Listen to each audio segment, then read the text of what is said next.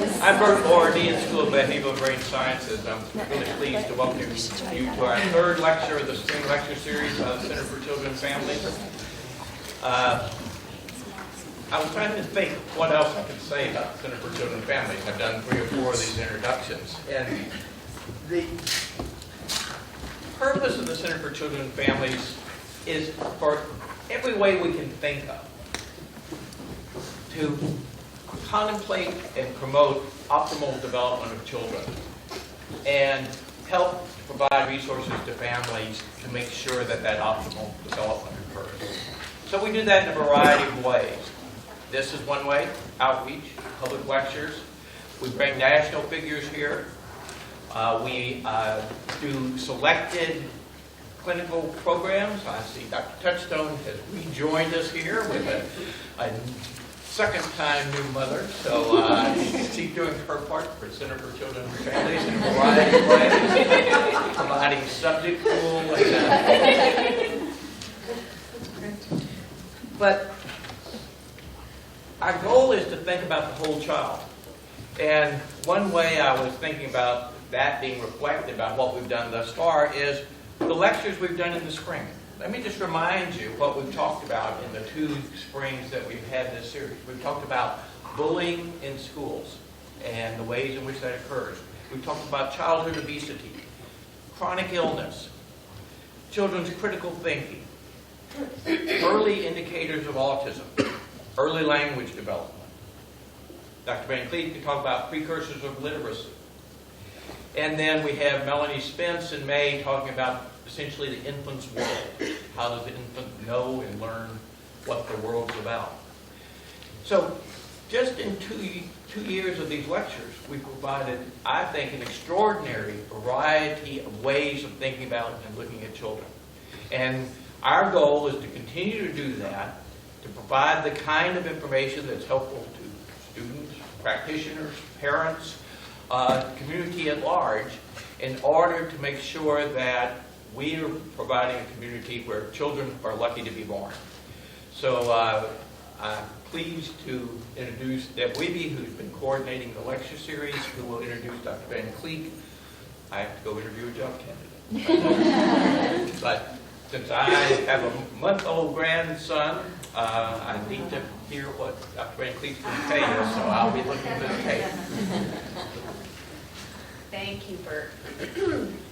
And welcome everybody to the 3rd of 4 of our spring lectures on how to build healthy infants.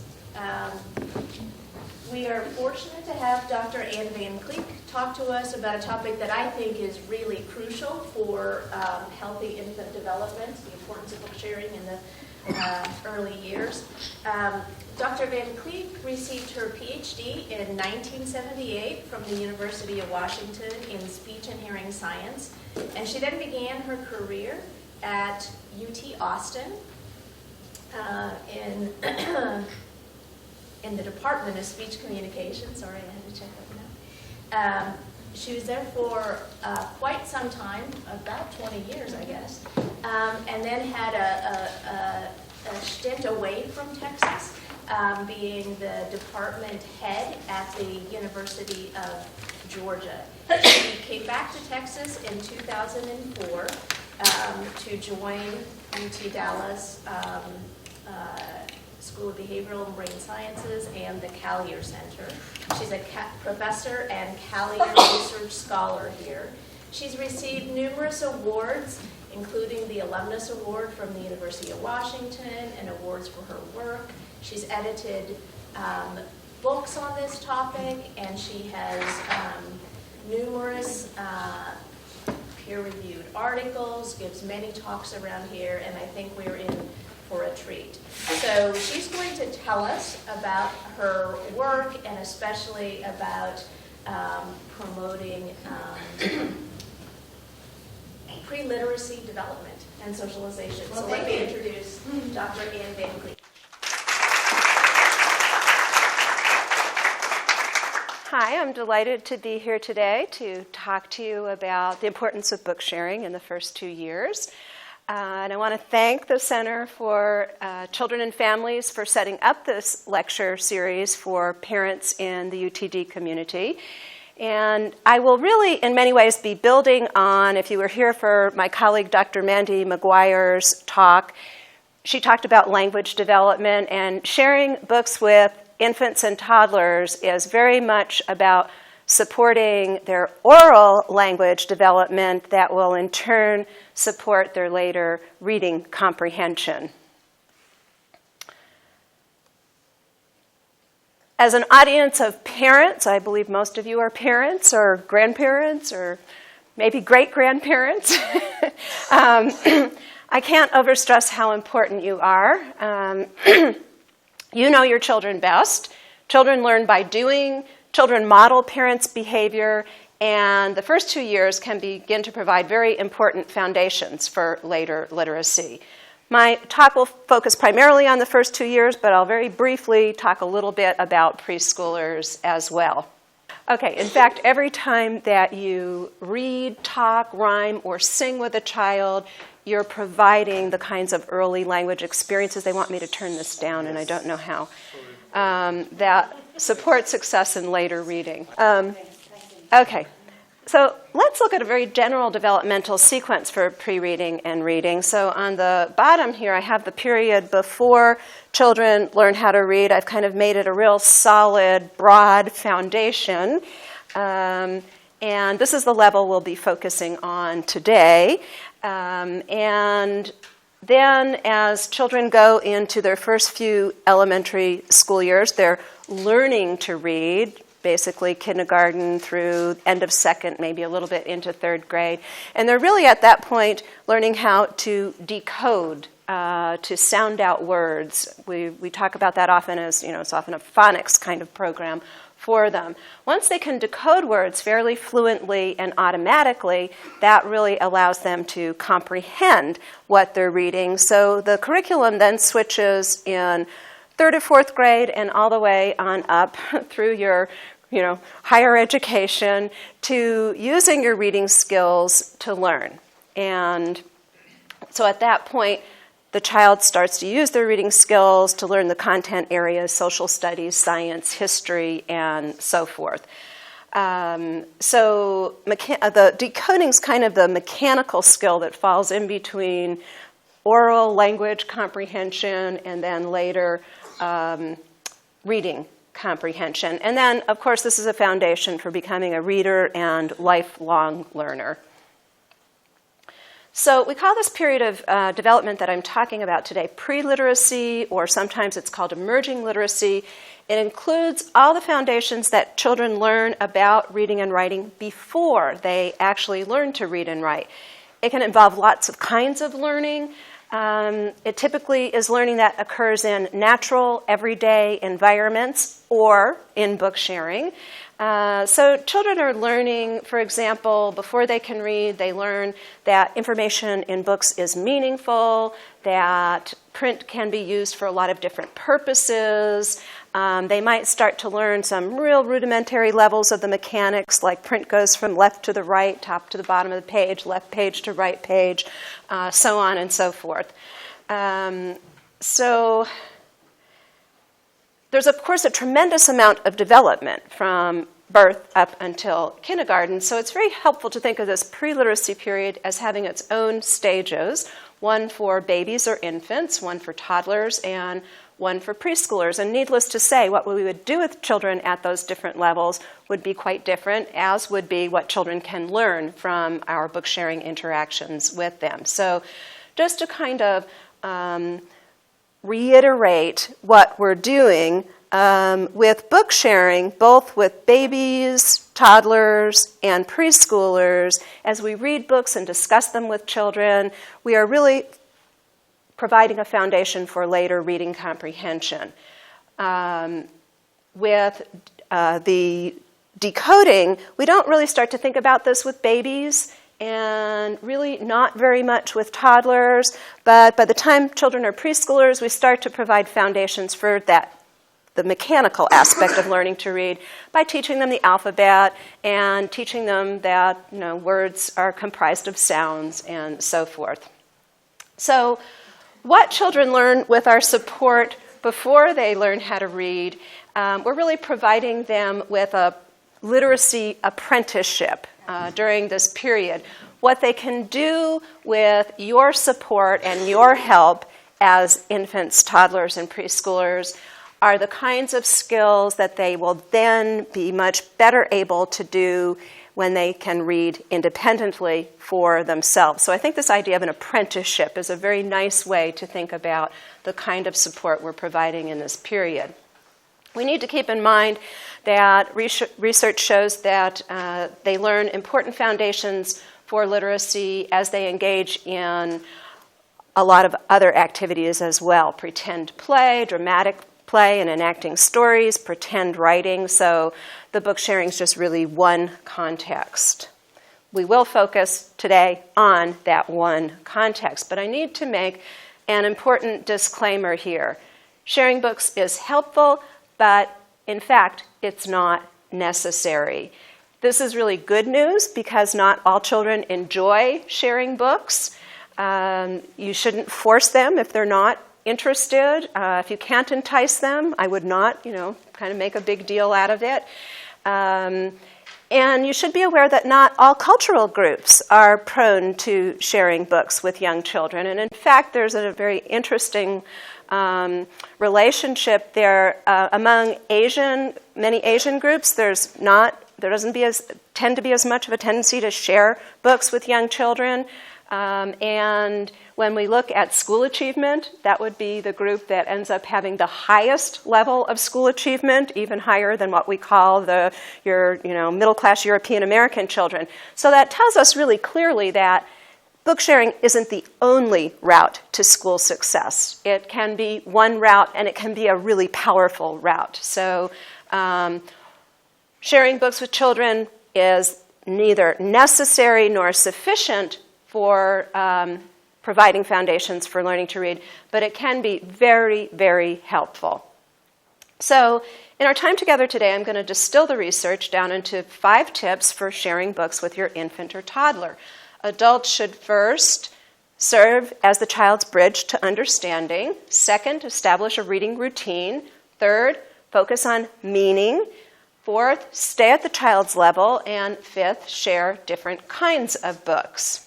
So let's look at the first tip, which is to serve as a child's bridge to understanding. Of course, the level you can bridge the child to will be very, very different if it's an infant or toddler or preschooler.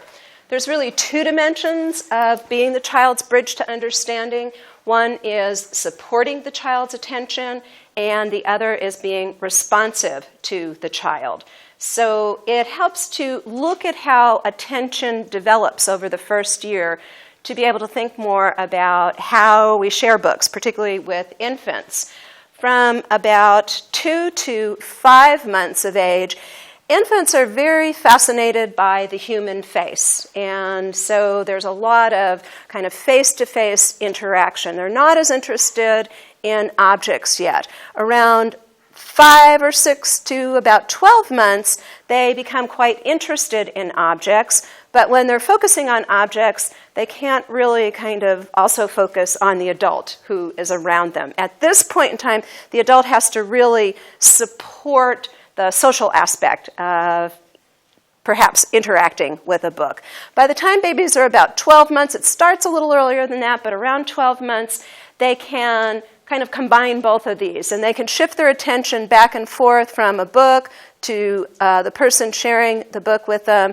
And we call this back and forth attention coordinated joint attention. And sometimes it's also called joint reference because they're jointly talking about the same referent, which is things that are going on in the book. So the second aspect of serving as the child's bridge to understanding is being responsive. This example study shows that moms who often rapidly respond to the child's either their vocalizations or their explorations by doing things like providing verbal descriptions or maybe by asking the child questions, they tend to have children with more advanced receptive and productive language skills. So it isn't really so much how much you talk to a child, It's really this responsiveness that seems to be what we might call the active ingredient in that interaction with the child. So what about baby videos, electronic talking books, or children's TV? These electronic media can't support a particular baby's attention, help that baby attend, nor can they be responsive to children's vocalizations or their explorations. So can they still serve as a bridge to the child's understanding and in doing so support the child's language development? Well, if we look at this research, and I'm going to very, very, very briefly condense it, and this is absolutely not to make any parent feel guilty who lets the child sit in front of the TV sometimes. Everybody does that. Everybody lets the TV occupy the child when they have to go and do something else. This research is really about the amount of that goes on and the consequences that there can be if there's a great deal of that going on. So we have a study, and this is all very recent research. 5 years ago, there was a big report about how we didn't have any of this research, and in the last 5 years, we're seeing just starting, just a handful of studies, basically. So TV is associated with attention problems. So the more a 1 or 3-year-old watches TV, the more likely they're going to have attention problems at age 7. For babies, vocabulary can actually be decreased by watching baby DVDs. In fact, the study that did this said for each additional hour of watching baby DVDs, there was an additional 17% decrease in the baby's vocabulary.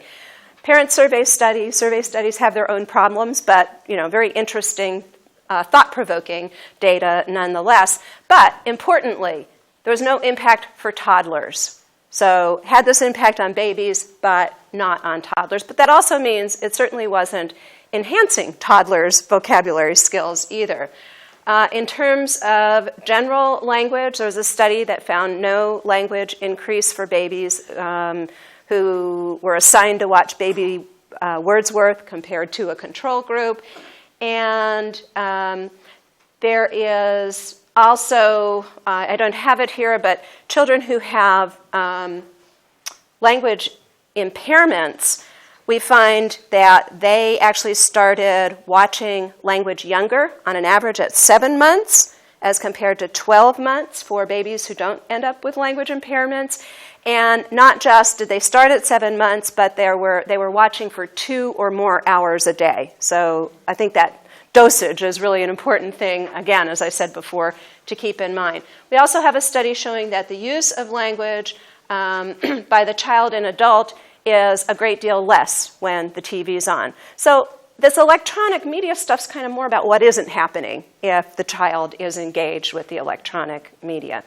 The American Academy of Pediatrics has actually been kind of far ahead of the research. They started back in the mid-'80s telling parents, maybe you shouldn't have your child in front of the television so much.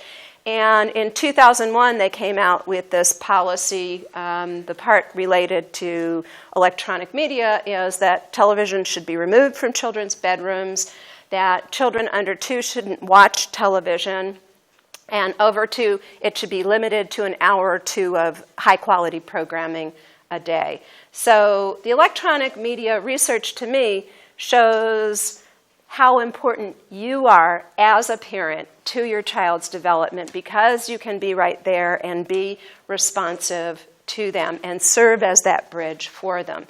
So let's go on to establishing a routine. This recommendation of reading to your child's been around for a long time. This is a quote from a book published in 1908. The secret of it all lies in parents reading aloud to the child and the child learning to read almost as naturally as the sun shines in these sittings on the parent's knee.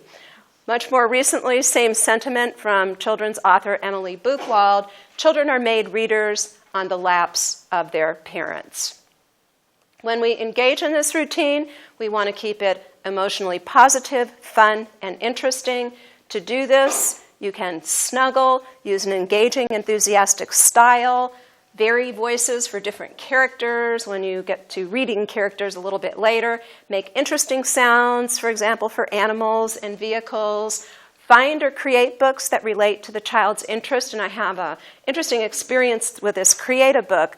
I was doing a study and I was following these children over time, longitudinally, and this one mom, for her baby, went through this period of being very interested in lights, as very many babies do, and she went around and took all these pictures of lights and made a light book for the baby, and this was an absolute hit with this baby for a while. So if you get one of those reluctant kids, that's the kind of creative stuff you can do to maybe make books a little bit more interesting for them. And then the final thing to keep it emotionally positive is don't go longer than the child's interest allows. You'll see later the amount of time you spend sharing a book with a baby usually averages about 1 minute, maxo. So it's not a long period of time. Another thing is to read the same book repeatedly. Children love repetition, and the research shows that repeated readings enhance their vocabulary development, help them learn how stories work, and increase their verbal participation.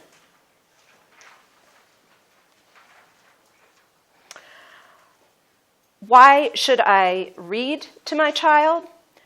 The routine instills the habit of reading, the love of reading. The routine provides a special bonding time, a quiet, calm, relaxing time, and a lot of child-centered attention. Apologize on the next slide. I just finished it about an hour ago, and it got stuck in the wrong place. It was supposed to be after reading repeatedly. So I just wanted to use this as a graphic illustration of how initially with a particular book, if we have the amount of control over the activity and the number of times the book's shared going across the bottom, well, initially, the adult's supporting and controlling the book sharing, almost 100%. Certainly with a 6-month-old, it's 100%. And then over time, as you read a book over and over and over and over again, the child can gradually do more and more and more and more, him or herself.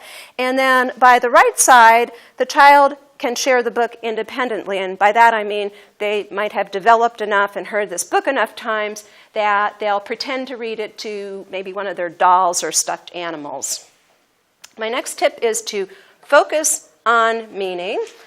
So remember that helping children understand books and information in books is supporting their oral language development. So we really do want to be initially focused on meaning. Very young children learn what words mean and that the things in books are meaningful to their lives. This is this critical foundation for later reading comprehension. So we don't want to teach them the foundations of decoding yet. Okay, so the alphabet and the sounds that words make, because it's really important to have this real solid foundation of meaning first before you move to the mechanics part of reading. So don't be tempted by programs that claim to give your baby a big head start in this very competitive world, and they're really good at marketing, and they can make you feel really guilty, but you don't need to go there. I refer you to a book by Dr. David Elkind, very eminent child psychologist, now emeritus, but he's been very influential for decades and decades. And this is the 3rd edition of this book, The Hurried Child. Last fall, the Washington Post, they were a little slow reviewing it since it was published in 2001, but last fall I saw a review of it. Makes me feel better. He said, the review said, read The Hurried Child by psychologist David Elkind. It gives the development of children, explains the development of children so well and gives such good reasons for slowing them down that you'll want to give a copy to every parent you know. So kind of you can take this as a little inoculation against a culture that wants you to push and do more younger and younger. Elkind talks about programs that actually teach babies to read. There are a number of them out there. You might know some of them. And back in 2001, he said there's no research to support that they help. And we now have research to say it actually could do harm if you're doing too much of it. The products build on parents' anxiety, and he, like many other child psychologists, would tell you the best preparation is a language-rich environment. So it would include book sharing, but it would include lots of other language interactions as well. Recent book by Kathy Hurst-Pasvik and Roberta Glinkoff. Kathy was here in January. Many of you may have had an opportunity to hear her speak. And I love the title of this book, Einstein Never Used Flashcards, How Our Children Really Learn and Why They Need to Play More and Memorize Less. So these kinds of books can kind of release parents from this cult of achievement that has really become kind of rampant, I think, in our society.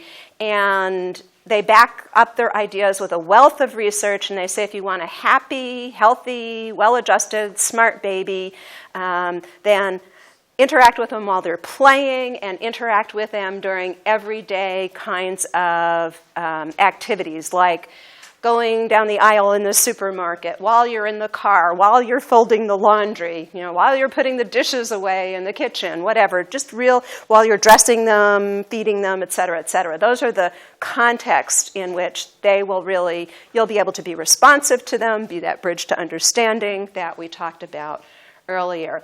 You might not be aware of this Baby Einstein refund program. This was in the New York Times last fall.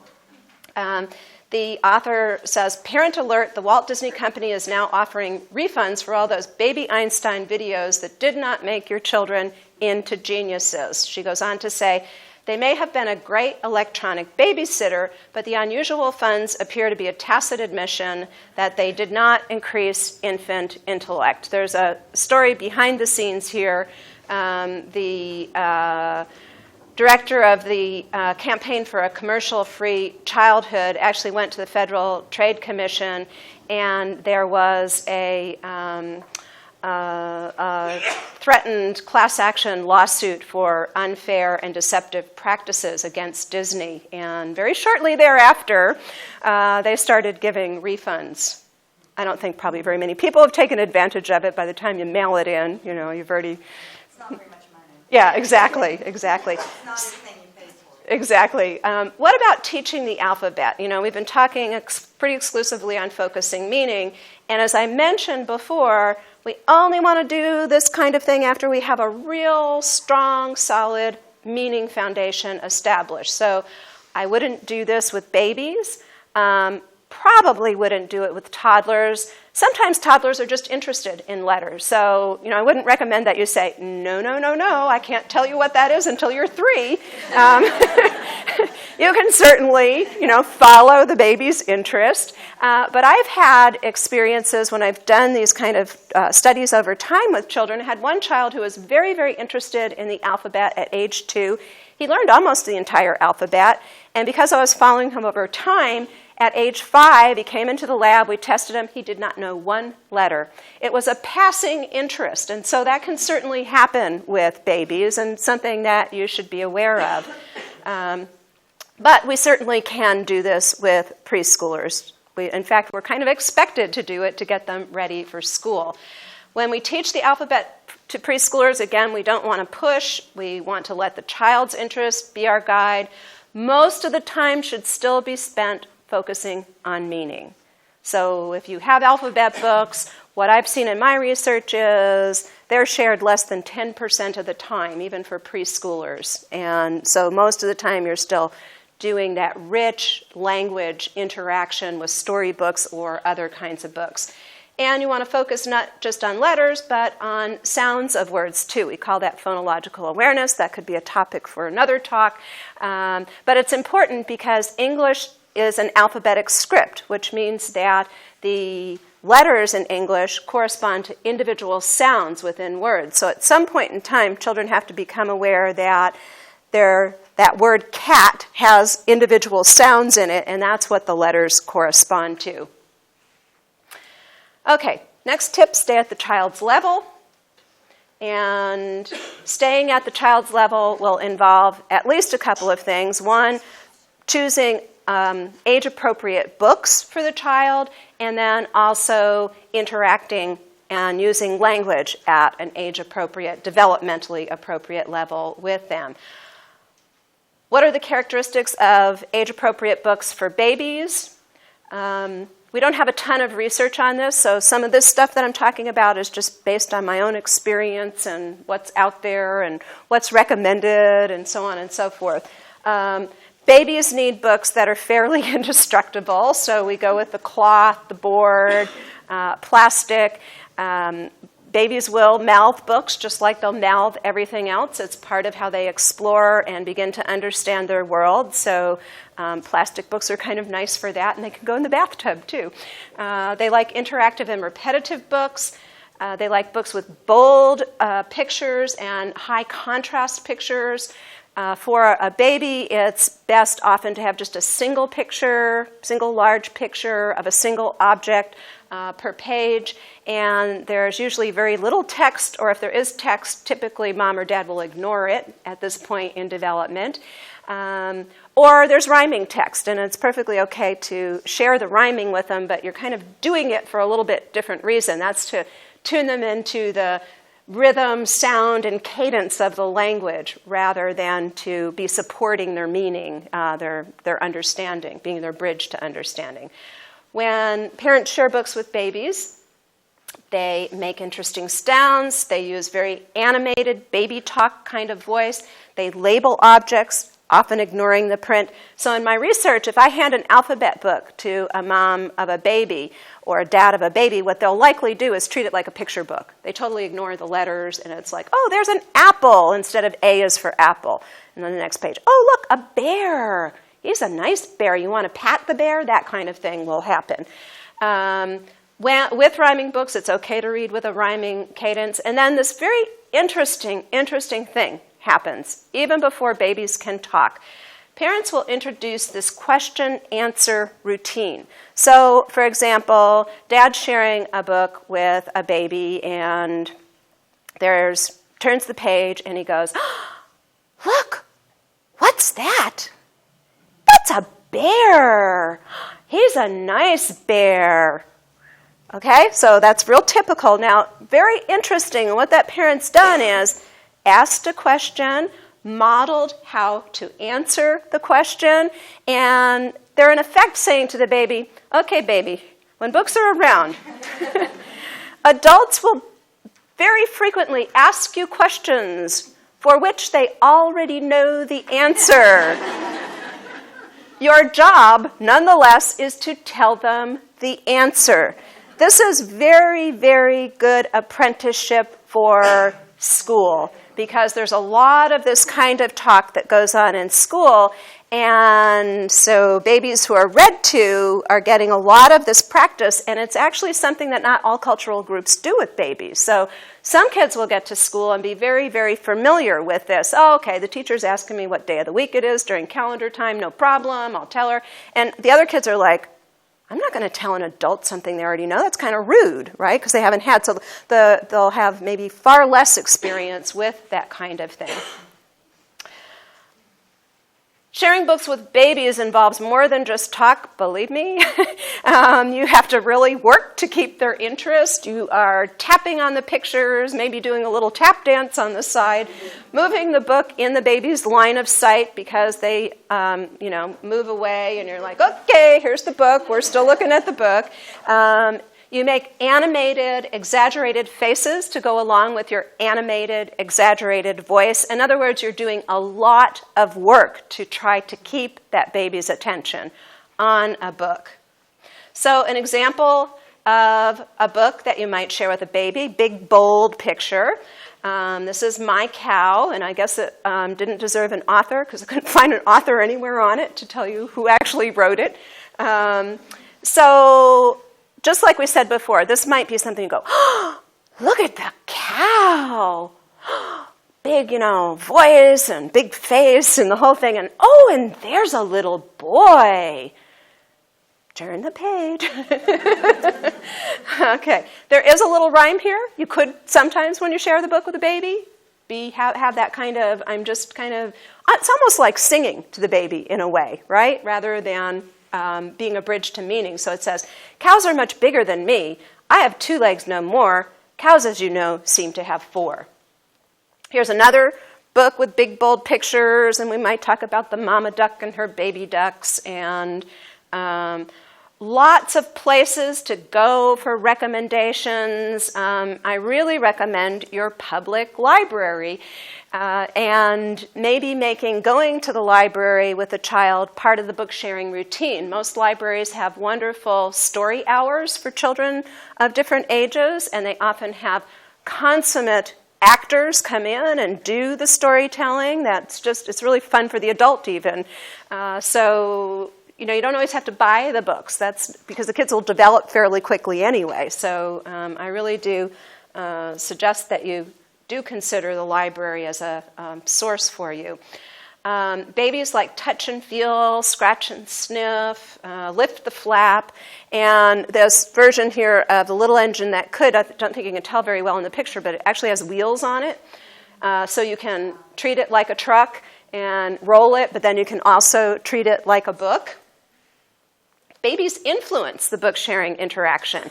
It's never a one-way street. It's never, mom or dad or whoever is the primary, caregiver for the child influencing the child. The child is definitely always going to be influencing the adult. And some kids, like I said, don't like to read. It's going to be real hard to establish much of a reading routine with them. Babies will influence starting the book, and they might do that when they have enough motor skill to hand a particular book to the adult. During the book sharing interaction, first by looking and sometimes vocalizing or maybe laughing, and then a little bit later they're able to point and maybe point and vocalize. That peaks between about 12 and 18 months. And something very interesting happens here.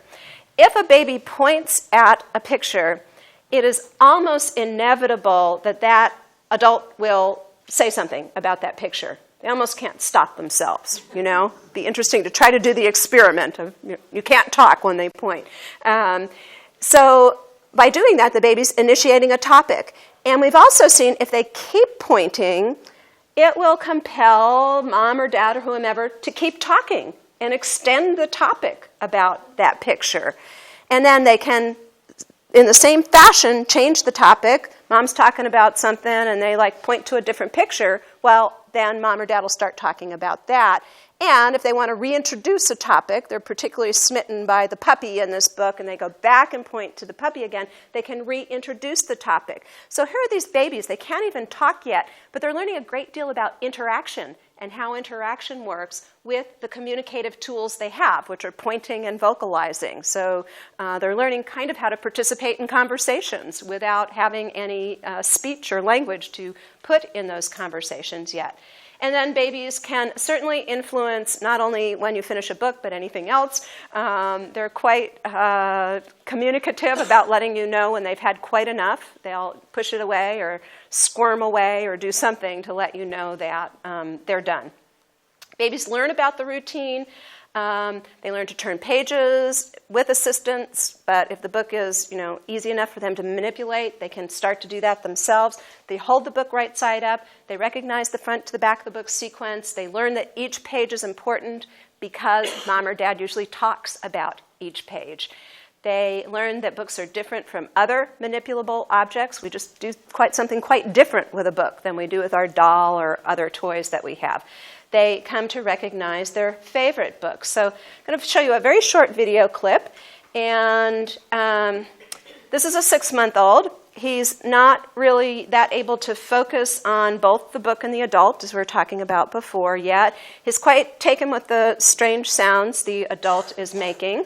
She's making some quacking sounds. The adult's clearly supporting his attention. She moves the book when the baby moves his head. And at the end, the baby finally looks at the book a little bit. Hi, puppy. Look at the little ducks. Look at the little ducks.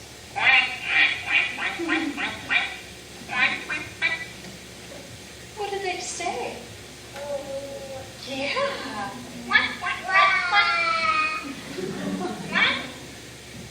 They say quack. So he actually sounds like he said quack for a 6-month-old. Pretty good.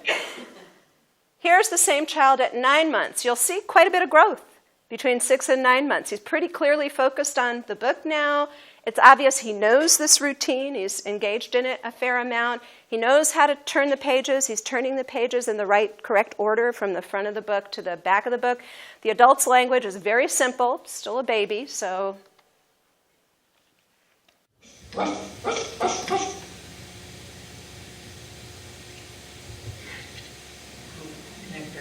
Tweet, tweet. A fish. Oh, where did the kitty cats go? There they are. Kitty cat. Meow. And then we see the same little boy with yet another adult, this one actually being his mom at 12 months. He's now able to point, he vocalizes, he even seems to name some of the things in the book, and the adult's language is still very simple, single word labels. Diaper.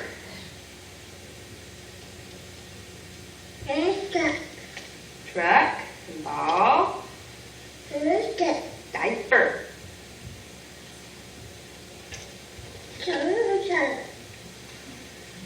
Dog. Bathtub. This little boy even seems to be asking the baby version of what's that, too. So he's eliciting labels from the mom. Toddlers still need fairly indestructible books. They'll have more text. In fact, they probably need more indestructible books, right? The pictures will be a little bit more involved. They'll tend to be scenes rather than just a single static object. Parents' talk will relate the book to the child's life. The sentences will be a little bit longer. They'll still certainly label pictures, but we'll get them not just labeling, but describing pictures. So we might get down to not just that's the bunny that they would say earlier, but where's the bunny's ears? Or where are his eyes? Or he's a white bunny, or some description like that. They'll label actions and they'll describe actions. Toddlers can learn to follow the story, relate objects and actions to their own life, point, label objects, make animal and vehicle sounds themselves, imitate adult language, fill in words in a well-known book or story that they've heard a number of times, answer questions, request labels, search for and bring their favorite book to an adult, and show empathy for a character. So if they see a baby crying in a book, they might pat the baby and say, "Oh," something like that, okay? Later, toddlers can recite entire phrases from a favorite story. If the adult pauses, that kind of characteristic intonation we have that says, "Okay, you finished that sentence." And then the little boy, means your turn to talk now, right? When you do that rising intonation. Now they'll start to protest if you misread. So if you're tired and don't want to read that whole book, you're going to start to be in trouble. Can't skip stuff. They'll perform actions that are shown or talked about in the book. They'll pretend to read to their own toys, their stuffed animals and dolls. They'll make associations from one book to another. And they'll talk about characters and events in storybooks when the book isn't even around. So they start to kind of bring the book into their life as well as bringing, that bridge from what's in the book to what exists in their real life. So a book we might share with a toddler. This is from Frank Ash's Moon Bear's Friend. And so there's not just objects here. There's something going on. So on the left panel, we have Bear and his friend Little Bird, and Little Bird is eating sunflower seeds while Bear watches. So a little more complicated, not just big cows standing there or whatever. And the text says, Moon Bear's friend eats sunflower seeds. And then the right panel says, Little Bird's friend eats honey. So Little Bird's watching Bear eat some honey. Books for toddlers, also recommend, I have a few websites, I think, also on your handout. Okay, same child, 15 months now. He chooses the book. Mom's language gets a little tiny bit more complex.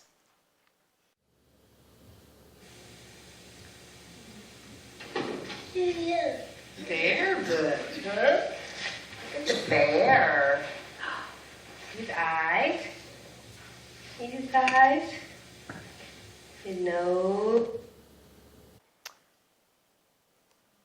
And now at 18 months. Okay, so you see the same little guy from 6 months to 18 months. And notice in particular how much more language Mom can now use with him. He wants to lay down and take a nap. Turn the page. And they build a house for the dog, and the dog steps in what? Paint. He says it's some paint. Paint. Yeah, that's paint. Yellow paint. Oh. Mm-hmm. So he imitates Mom, and he goes from paint to yellow paint with that kind of support provided there. Okay, so my talk is just birth to two, but I said I'd do a smidgen of preschooler just to kind of talk about what comes next. Their books will start to have traditional story structure and many more words and sentences, more different types or genres of books. Parents' talk will still relate to the child's life. They'll mostly be labeling and describing like they were earlier, but a good chunk of their talk now will start to have higher levels of more cognitively challenging or more abstract language, doing things like summarizing, identifying similarities and differences, making judgments, predicting, problem solving, defining, and explaining. So an example of a book that we might share with a preschooler. And here's the first. This is called Mooncake by Frank Ash, and the first page says, "One summer night, Bear and his friend Little Bird sat down to watch the moon." So just a little example of one of these higher level questions you might ask. What do you think this story is going to be about? So we've traveled a long distance from, oh, look, what's that? A bear. And now we're saying, who do you think this story might be about? Okay? And so now we're still doing the preparation for school talk in a way. So with the infant, we were like, I'm going to ask you a question to which I already know the answer, but your job is to answer it anyway. When they get a little bit older, we ask them these questions that aren't just, you need to verbally display what you know for me, and then later on you need to verbally display for your teachers what you know. They also start to use their language to build knowledge and to think about things. So now Mom and Dad will be helping them do that and modeling for them how to do that. So I've modeled if the child won't always be able to answer these higher level questions. We don't expect that they will, but if they can't, we might model for them how to think in order to respond to that question. So the question was, who do you think the story might be about? Child goes, oh. And so Mom or Dad says, since this picture has a bear and a little bird, I think it'll probably be about either the bear or bird, or maybe it'll be about both of them. We'll have to read it and see. Okay, so you're showing them how to think about how to answer that question. Books for preschoolers, there's lists available various places. I want you to just see a little bit of a preschooler because it's such a jump. Listen to this dad's language. This kid is 3.5. This tends to be a more talkative dad than other parents might be, but he's not, he's not an outlier. He's not way out there. Go away, shadow, cried Bear. But Bear's shadow would not go away. You know what a shadow is? What's a shadow? It scares peasants. Can you see it? See that shadow? That's a shadow when the sun shines on you. See, look, I'm making a shadow on the picture. See? That's my shadow. And see, the sun is behind him, and it made a shadow in the water, and the fish was right there. See? See? And when he stood up, the shadow went near the fish, and the fish, someone's near me, so he went away. Why? Because he doesn't want to be caught. Wow. Wow, we've made a lot of progress from bear. Look at the bear.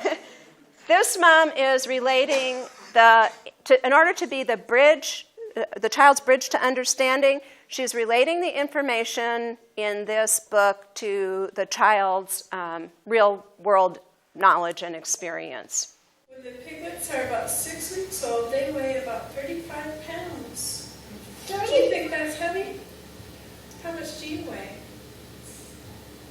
40? He says 3.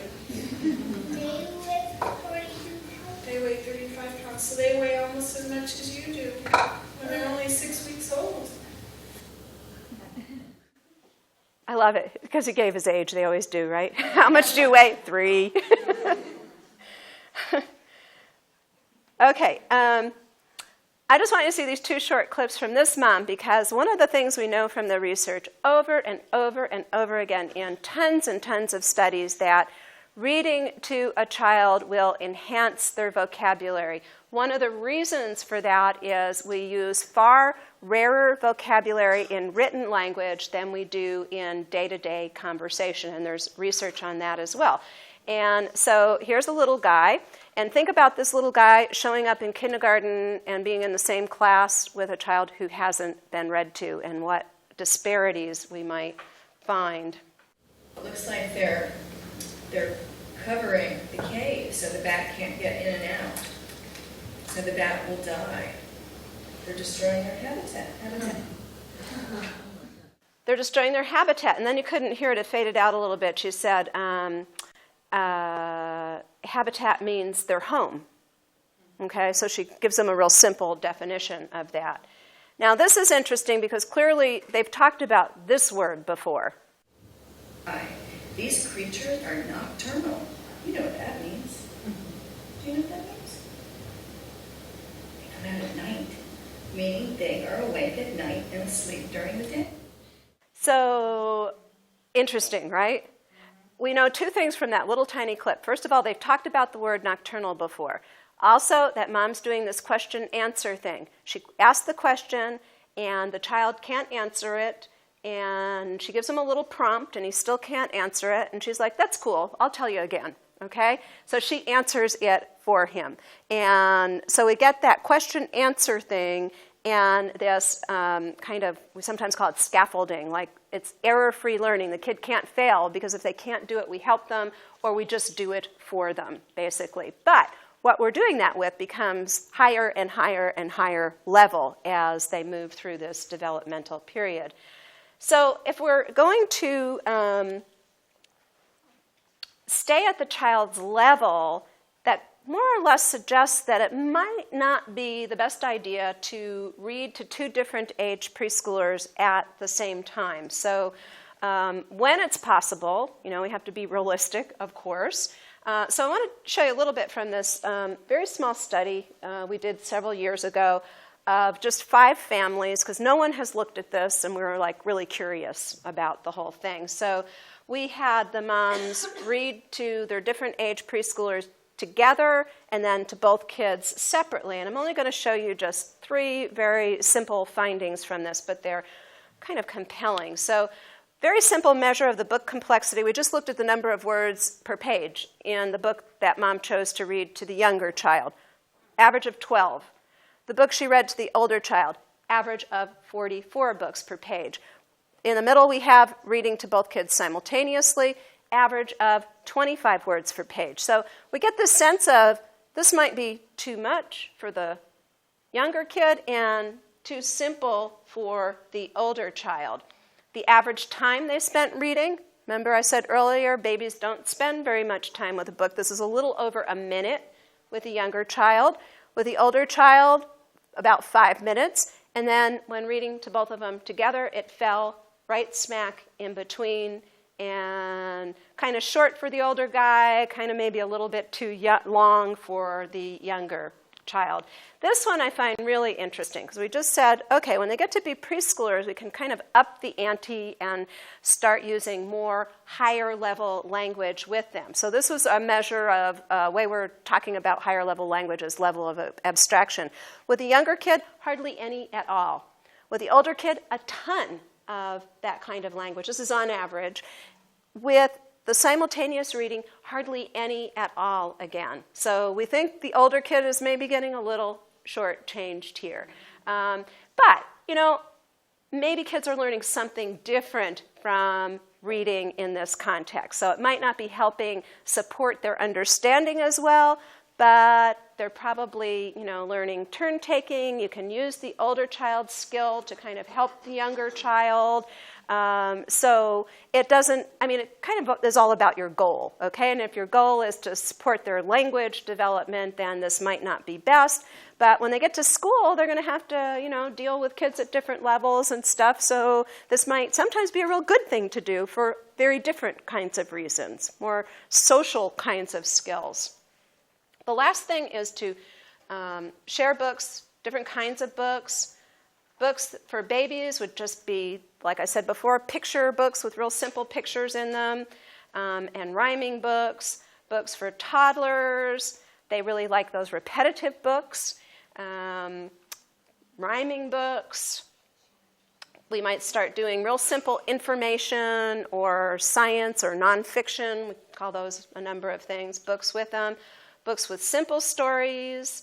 Books that help them learn about their life. So one is about their emotions and the other is about all kinds of families, adoptive families, single-parent families, so on and so forth. And then books for preschoolers,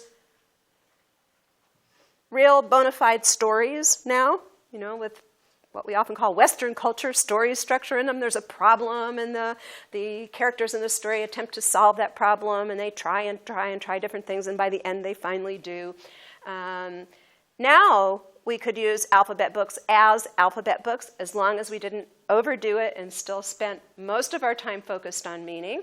We might start once in a while sharing counting books and information books, and continue with rhyming books. So I'm going to show you 2 more short video clips. This is a mom with a 2.5-year-old. And in the first clip, she's doing one of those science kinds of books. And notice the difference in how she shares the science book. The second clip, same day, same child, same 2.5-year-old, she's reading a rhyming book to him.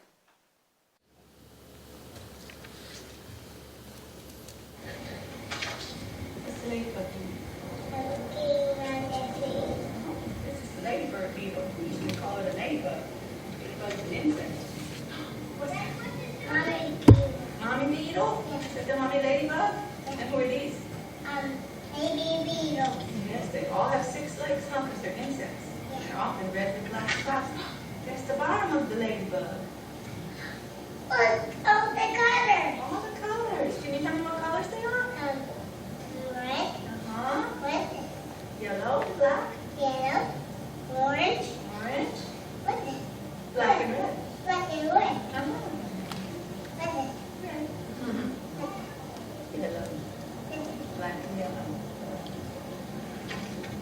Oh, look at her wings. So lots of interaction. He's asking her questions when he doesn't know what color it is. And then we have her with him and a rhyming book. I was the saddest dog you could ever see. Sad because no one wanted me. The pet shop window was my jail. The sign behind me said, "For sale." I was tied to a bare, hard floor of stone. I could not even dig for a bone. I was living all of my life alone. I was told that no one wanted to own. And then one day at 4:30, Sammy Brown came in the door. Sam took one look at me and cried, "Why are you tied up here inside? I've always wanted a dog like you, so I'll tell you." He's not quite as engaged, but he is maybe learning to attend for a little longer. And when this little guy was 5, he was still in my study. This isn't that common, but it does happen. His mom was reading the Chronicles of Narnia to him, and I was blown away.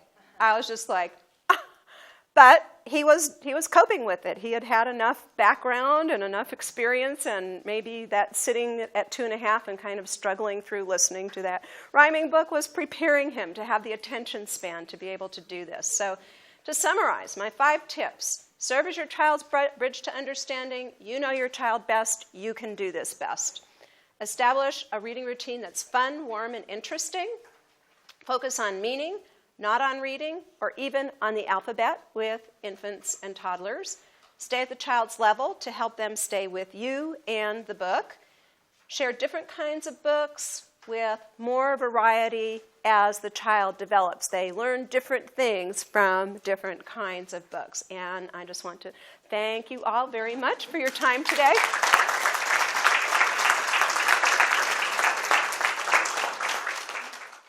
Thank you so much, Ann. That was very informative and interesting. We have time for a few questions, and also what has tended to happen over the lectures that we've done this spring. Questions turn into the reception and will be around for throughout the duration of the reception. But we have time for a few questions before we go ahead and break for the reception. Yeah. I know you were focusing mostly on younger children, and this is really helpful. I can't quite hear you, dear. You were focusing mostly on younger children, which was very interesting. And I'm wondering what you think about school policies for kindergartners and first graders to read like 3 chapter books a night. That's fairly common, it seems like, in the Richardson area, where they're asking parents to read 3 chapter books to their first grader a night. And I'm wondering how. Whew, that seems too much to me. It really does. 3 chapter books? I mean, so a chapter out of 3 different books? No, complete chapter books. 3 whole chapters a night. Oh, no, that's crazy. So what do you guys have to do if the teachers are telling me? Don't listen to them. No, say that. I think the idea is that they're trying to make sure that parents aren't establishing a routine with their kids, but. Well, I guess here's what my personal, obviously I'm not holding back here. I would kind of continue to follow some of these guidelines and not go longer than the child's interest allows. And if you can find a chapter book that your kid is so excited about and you have enough time, that's a real huge time demand on parents, it would be okay. But to me, it's almost like at that age, if they started reading books more like Mommy and Daddy read a book. We read for a few minutes before we fall asleep, and then we have to remember that. And then the next day we have to go back and say, I can't quite remember what was happening. What was happening? You recap it, and then you keep going. That would be kind of a much more realistic way to be dealing with chapter books with kids that little. And they can't really read 3 whole chapter books, do they? Okay. They have to be really short chapters. I mean, they're not going to be the Chronicles of Narnia. You'd be up for a week finishing your night's assignment for that day. Yeah. It's taking my friend an hour a night to do this with her child. It's an unrealistic, I think it's an unrealistic demand. Anytime, and it's actually, we're at the Center for Children and Families. Anytime we ask anyone to do something that is not feasible, we're asking for failure. And we're also doing something I find really, really negative, which is we're making the parents feel guilty if they can't meet our really ridiculous expectation. And neither of those things are helpful at all to the child's development. It's not helpful for us to have parents kind of, slinking away. Didn't do my homework. I don't want to talk to the teacher this morning. So I just think that as professionals in the schools, that they maybe should be a little more tuned into what's realistic, and say, if you could read 1 chapter book a week, and then the other nights just do your normal bedtime reading or something like that you're starting to move the kids. I mean, one of their goals is very worthy, which is when a kid starts to learn how to read, don't stop reading to them. You can always be a little bit higher and asking a little higher, level thought questions and so on and so forth. So that's a real positive part of what they're trying to achieve, I think. But I think that's total overkill in my whole edited version of what I think about it. My husband always tells me, you can't ever run for politics, Ann. You just say what you think, and it wouldn't work. I'm like, well, that's good, because I never wanted to run for politics. Other questions? Yeah. You said that something I never thought about. Some babies don't like to read, or preschoolers or toddlers. They don't like to read. And, I've never thought of that. I thought about that. What characterizes kids who don't like to read, and what more do you think about that? Well, what I've seen personally, like when I've done these longitudinal studies and stuff, some kids are just a little too active, and it's a real sedentary kind of activity. So, I don't have any research to back me up, but I would just say to the mom, well, let them get up and move around. I don't think there's anything terribly wrong with that. And then the other kinds of things are like the mom who did the lights. So even if you have a little guy who doesn't like to read, he wants to be outside on his swing go take pictures of that and make a book out of it and use that as the, kind of to get your foot in the door, to get them to sit a little bit. And those are kids that I would really take to the library and let them pick the books.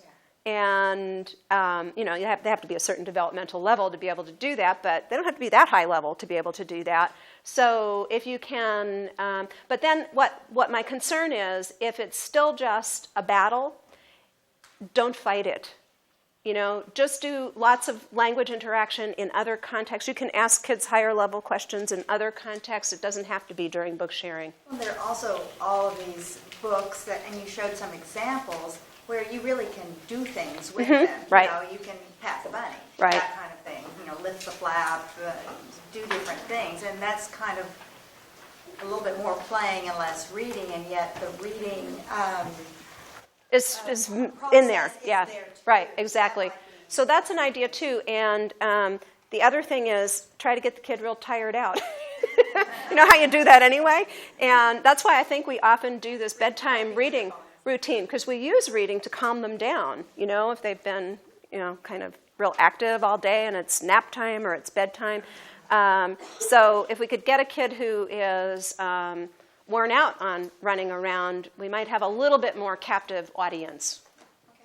Yeah, but the whole thing is don't push it. Not all cultures do this. It's not essential. You don't have to, you can fit your child. You don't have to make your child fit these edicts that our society gives to us. And this, it's kind of one size fits all edicts.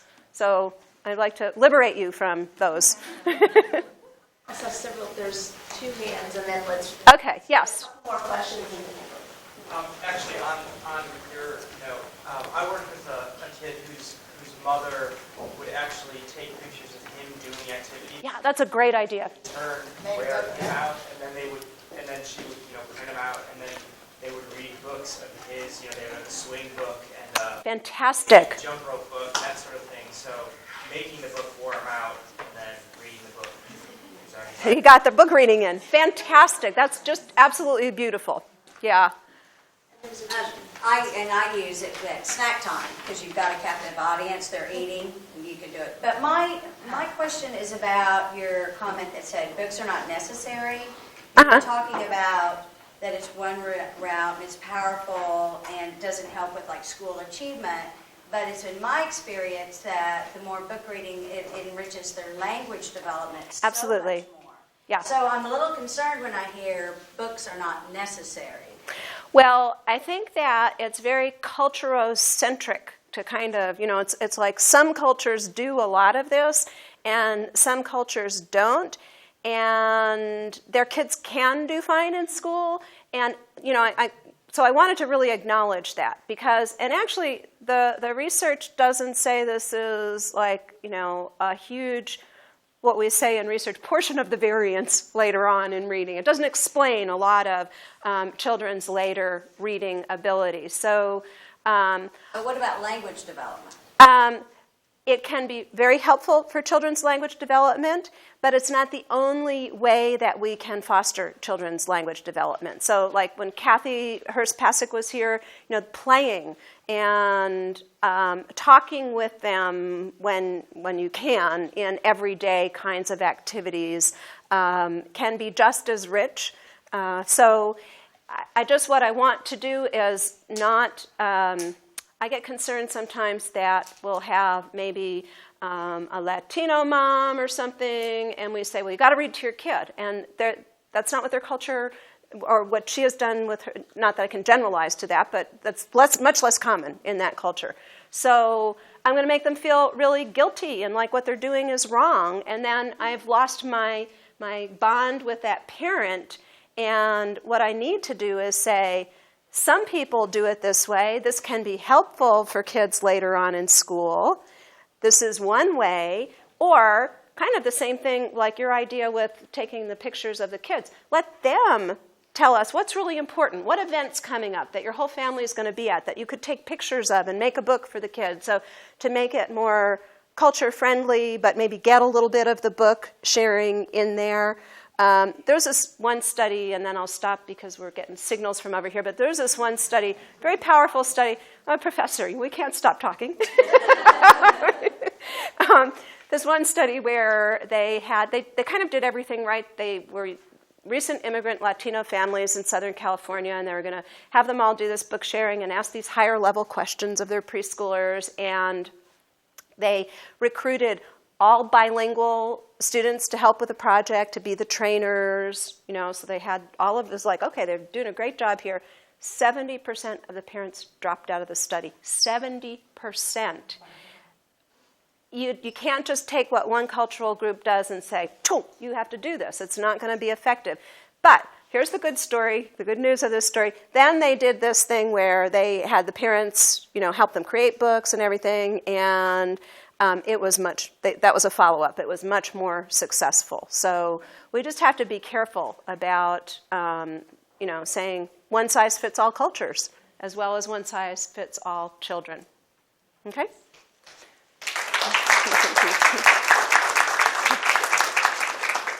Join us for a reception, and Anne will be available to answer. I'll answer your question then, okay?